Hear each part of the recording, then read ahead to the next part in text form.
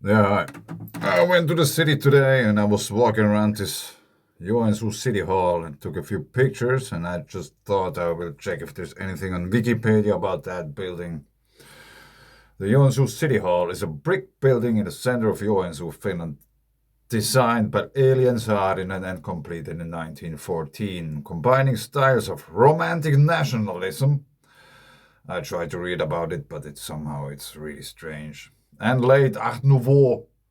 It serves as a center of culture and governance for the city. It houses the city's central administration, the city theater, the easternmost professional theater in the European Union, and the restaurant.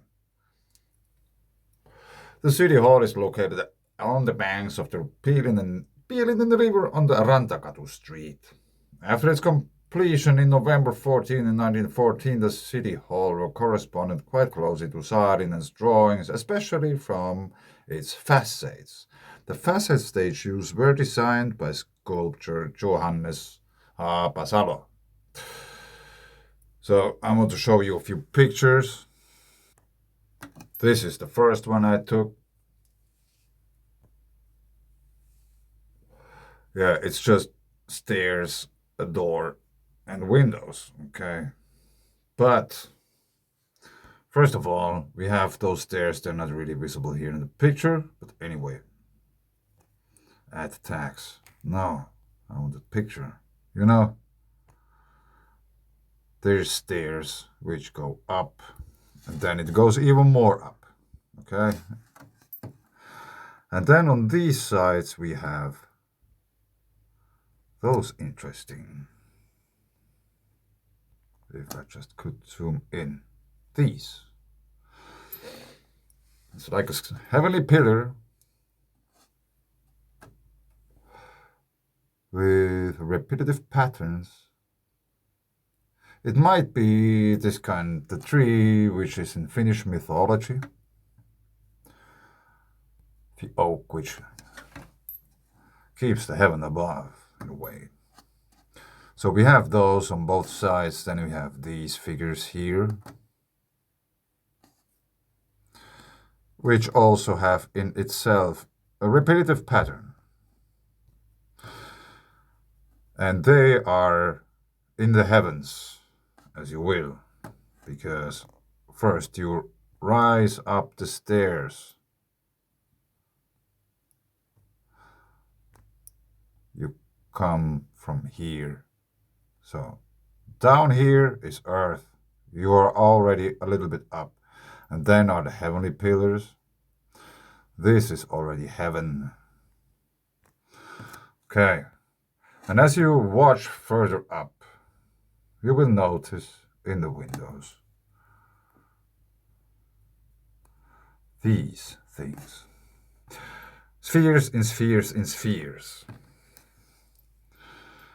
And I would say this is this kind of Bergen current watched from underneath. So you are literally watching the heavens if you watch that. I will show you a quick video piece from Andrew Hall later.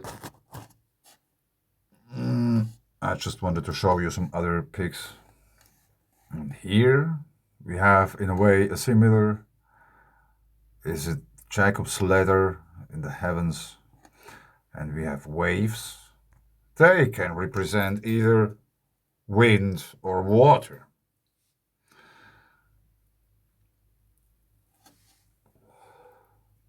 And here we have the same repetitive pattern. Maybe it's this kind of Jacob's ladder. And we have this kind of spiraling thing here, which could, in a way, represent Venus. And again, here on top, this kind of horizontal pattern. And these, which might be also important to notice, which probably will become a bit clearer when we watch Andrew Hall's video. And I tried to take a picture of those, but I don't really, it's not that well, the picture. I don't know, it might be just a star. But again, here we have those. They are there probably for a reason, even though nobody noticed them ever. This is the other side, and I want just to point out that here we have a giant pillar and the four corners of the heaven, or the heavens. Jacob's ladder, and again these horizontal repetitive patterns.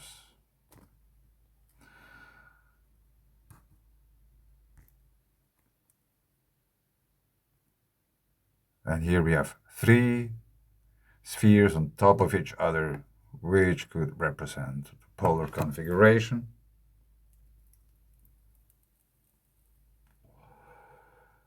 Which was Mars, Venus,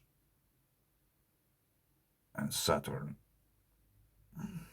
And Earth was here, and they were aligned.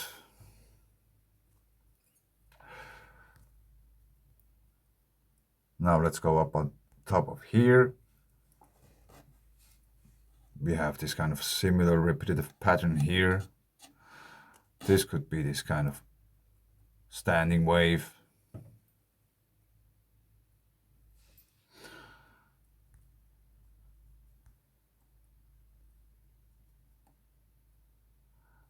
And there's like pillars on pillars on pillars. And all reach the heavens. Yeah, now let's have a quick look at Andrew Hall's video. Andrew Hall, handbags of the gods. That realization was a pretty good egg, but it gets better. The big Easter egg was finding this type of storm system depicted in ancient art. In fact, it's depicted on the oldest, most controversial, and mysterious megalith ever discovered, the Vulture Stone at Göbekli Tepe. The stone T-pillar depicts arched clouds across the sky, or upper portion of the pillar. Yeah. Horizontal, those square-formed shapes. The mysterious handbag of the gods.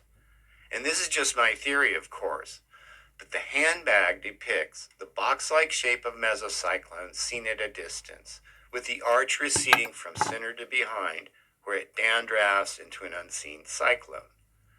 A distant viewer would only see a squall line of thunderstorms surrounding the cyclone, with instead of an anvil cloud, the jet stream to the cyclone arching away, just as it's depicted on the pillars. Note the odd figures above the clouds. I believe these represent the type of thunderstorm discharge we call sprites and gnomes. In a coronal storm, plasma discharges from the cloud tops would not be as rare as they are today. And not that they are all that rare today, but in this past environment, they would have been lit up like Christmas. Above and below the clouds is space patterned in triangles, cut across by a thin layer of rectangles. This represents the triangular pattern of rarefaction and compression in supersonic winds, the narrow layer being a faster jet stream or lenticular layer between conflicting winds, with interference patterns making the box-like segregations. The vulture, or Thunderbird, is a stylized representation of the Peratt instability, also known as Squatter Man, which in rock art is often depicted with a bird's head. It would have presaged the storm, appearing in the sky as an aurora, bringing the portent of doom to come. The legless birds also depict aurora that are fractal repetitions, at least in partial image, of the central plasma column. Below the birds in the base of the T are depictions of a wolf representing the howling wind, a salamander representing the tidal floods, and a scorpion, meaning ground-to-ground discharge, depicted as a dragon in other myths. Arrow-headed snakes appear here and there, representing lightning or currents. The T-pillar itself represents earth and heavens, as above, so below. A popular theory about this stone is that it actually depicts a comet or meteor strike. And that's because the bird is holding a ball. Go figure. I like my interpretation better. Göbekli Tepe is dated earlier than 9000 BC, or the time of the Younger Dryas. It's also when Plato said Atlantis disappeared. And it correlates well, all things considered, with the time we recall as Noah's flood, or Gilgamesh, if you prefer. So was this a shrine made by survivors? Or did it have utility in surviving the storms? They must have hid underground to survive, for even if they were in a region of calmer winds, radiation, lightning, and fouled water would have surely killed them if they were unprotected. So,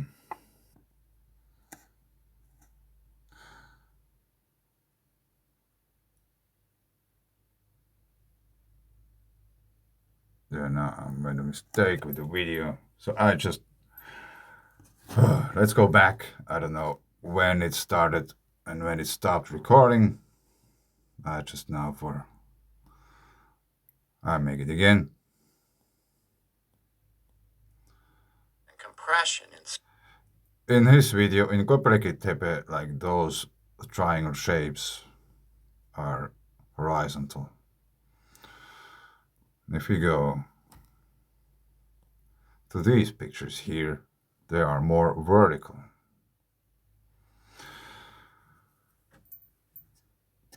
And I think I have an idea why this is so. Because we are talking about Berkland currents stuff.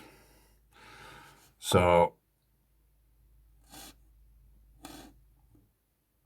the City Hall is located somewhere in this circle, which is about, here is the North Pole. Okay. So obviously the currents are going more up and down if you are at this place. But if you go, we could actually search it for real. If I just would remember how to spell it. We need an Göbekli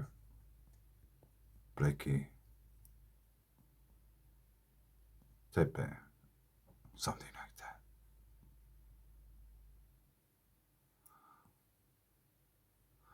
I wrote it correctly. I'm so proud. Anyway, here is Göbekli Tepe.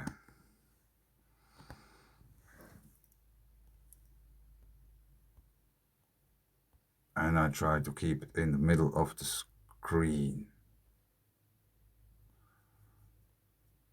Here it was somewhere.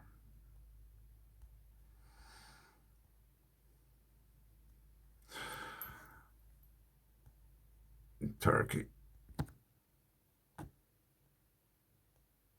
And you can obviously see it's much more south. Göbekli Tepe is somewhere here, I guess.